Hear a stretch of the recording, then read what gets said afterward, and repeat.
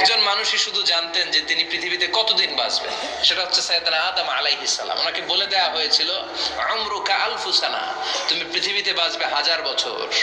কয় বছর? সাইয়েদনা আদমের সামনে অনেকগুলো রূহ রাখা হলো। সাইয়েদনা আদম বললেন, এরা কারা? আল্লাহ বললেন, এরা হচ্ছে নাসালুক, তোমার বংশধর, পৃথিবীতে তোমার পরে এরা পৃথিবীতে আসবে। সাইয়েদনা আদম বললেন, আল্লাহ ওই যে একটা রূহ দেখা যায়, এটার নাম কি?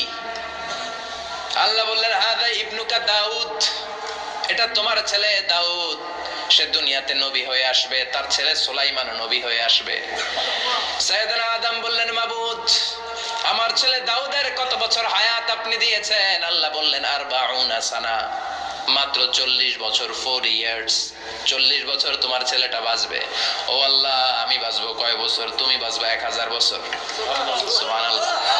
সাইয়েদনা আদম বললেন, মাবুদ, এত ফুটফুটে সুন্দর আমার ছেলে দাউদ, মাত্র 40 বছর দিলেন কেন? জিদ মিন উমরিহি, বাড়ায়া দেন। কি করেন? সুপারিশ করতেছে পোলার লাইগা। কে? বাবা।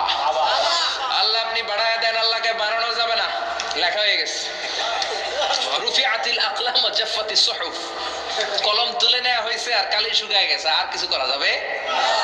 সাইয়েদনা আদম বললেন, মাবুদ, আমার 1000 বছর কেন দিলেন? আমার এই সুন্দর ফুটফুটে